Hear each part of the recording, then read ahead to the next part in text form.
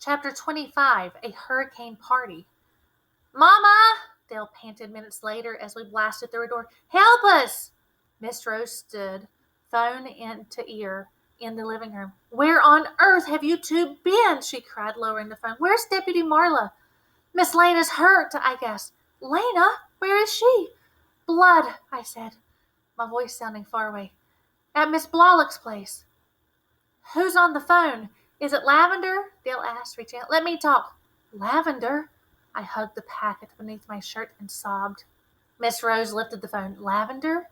They're back in... Hello? Hello?" She dropped it. "The line's gone dead." She pushed me gently onto the siete. "Tell me what's happened." Dale sat beside me and pulled a chair close. "Take a deep breath and start at the beginning." I went through the story step by step. She listened, her green eyes searching our faces as the words tumbled out. "Where's Slate now?" "I don't know. The colonel said he's led him away from Miss Lena and saved her. The next thing I knew, Slate was in our house. That's all I know."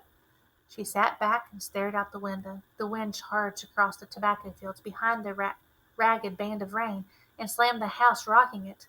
In the distance, I heard a crash, a tree hitting the ground. The lights flickered. A lawn chair tumbled across the yard to the barbed wire fence. "If the colonel said he's rescued Lena, he's probably done that exact thing." "Done exactly that," she said. "But you didn't see the blood on the floor, on the wall. We have to save her." She put her hand on mine. "We don't know whose blood that was." "I do know. I saw Miss Lena's handprint." "If that was her handprint, we know she had blood on her hand, and that's all we know. We don't know whose it was or how it got there. If we're going to assume, let's assume in a positive direction. My money's on the colonel." She headed down the hallway and returned a moment later with her shotgun. "But in case Slate wants to come call and let's ready a welcome." "What about Joe Starr?" Dale asked. Her eyes went hard as emeralds. "Marla had me fooled. Joe Starr could have fooled me too. We'll assume they're working together until we know different, and hope he doesn't drop by." "He won't. He's staying at Miss Redsel's. He radioed in while I was flattening Deputy Marla's tires." "You flattened her tires?" She flipped into mother mode just like that, like a werewolf growing hair beneath the full moon. "Maybe," I said, sliding the colonel's packet onto the coffee table. "Let me try to remember." I studied her a moment.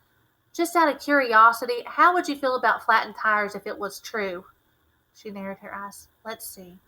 Marla sat at my table and plotted against us, helped kidnap my friends, and held a gun on you and Dale. If you flattened her tires, Mo, I believe I could take it in stride." "She's on the rims all the way around," I said. She smiled and unleashed dimples. "So, what's your plan?" "Our plan is to stay safe and wait out the storm." She held up her hand like a traffic cop, stopping my words. "It's too late to go out there. It's too dangerous. We'll stay here until the storm passes, and then we'll find the colonel. Would you put the candles around, please, ma'am?" she said, handing me a box of matches as the lights flickered again. "Dale, I need a hand in the kitchen." I hated it, but I knew she was right. I set the candles out just in time. The lights died as Miss Rose and Dale spread armloads of treats across the coffee table. Oreos, cheese puffs, chips, pretzels. Dale grinned. "We normally boring during a hurricane, but Mama's making you feel at home. She's a natural-born hostess." "Thank you, Miss Rose." Miss Lena's hurricane parties are famous county-wide, as well as in Charleston. On hurricane days, when most women fill their grocery carts with bread and milk, Miss Lena loads ours with candy, cakes, and tapered candles. "If I die in the storm, I'll drift away in the arms of sugar coma and candlelight," she always says. Miss Rose pulled the card table out of the closet. "My pleasure, Mo. Dale, get the cards. I need a party." For the next few hours, Hurricane Amy battered the house and screamed through the windscreens. Razor-colored rain slashed sideways, shredding leaves and toppling trees. Anybody that says he ain't scared in a hurricane's a liar or a fool. That's what the colonel says. A hurricane spins up like you're nothing and takes your world apart like it's nothing too. There's no time in it, no sense in the sun moving, no waxing or waning light. All you could do is breathe and ignore the world flying to pieces beyond your door. To keep calm, we played cards, ate junk, and laughed too loud. After a parade of losing hands, I found myself staring at 4 fat aces. Dale bit his lip, a sure sign that he's bluffing.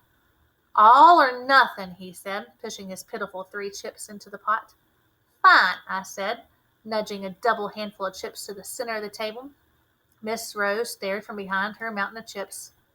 I think you're both bluffing. All or nothing. What you got? Dale flipped his cards over. A pair of 4s, he said, looking pleased. I snorted. 4 aces. As I reached for the pot, the door slammed open and the storm screamed into the room, snuffing out candles, knocking over lamps. Queen Elizabeth jumped up barking as Miss Rose leapt to her feet. Dale, the door! Dale rushed to the door, the wind pinning his shirt against his lean chest. A man stepped into the gloom, his face hidden by his hood. Dale, it's late, I cried. Miss Rose lunged forward, yanking Dale behind her. Get out, she shouted, throwing her weight against the man's chest. He staggered back, rocked forward, and grabbed her shoulder. Shut up, he growled, and shoved her across the room. As he stepped inside, his hood fell from his face. Daddy? Dale said, backing away. What are you doing here?